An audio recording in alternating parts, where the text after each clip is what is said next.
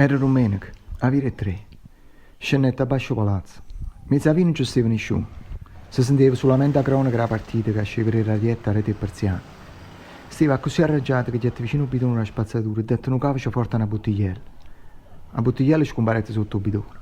Per tramendo il corpo a me però, per il brido l'anima mia che si facevano 1000 pezzi.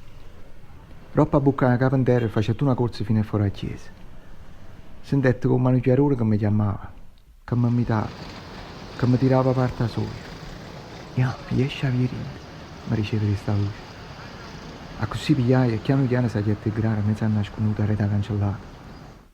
Con tremolicci, camminai a lungo il cappello in coppa a manacca. Avessi voluto appicciare un pare cannella, ma non tenendo i soldi per l'offerta e lasciai sta. Continuai a ghiannanza, finché non appasai pure l'altare e dopo scenetti rarilli che portano rinda la cripta. Non c'era mai trasuto rinda la cripta fino a tanto, per che mi faceva assai impressione sta dove passavano i morti. Ui, e che ci fai, loco? Dicette bella e buona Paoletta. Catania mi accompagnette a fianco come per magia. Essa poi, evidentemente, mi ligetta rinda all'occhio, che la stava passando, e pure la pazzaria che si è voluto fare. A così che mi retta a mano, e dopo sempre mano in mano camminai mi chiunanza ancora. Bonda a tutta la cripta. A dove stavano un ritratto in faccia muro, che a stienda si spiccicava. Che sta loca io, Alessà?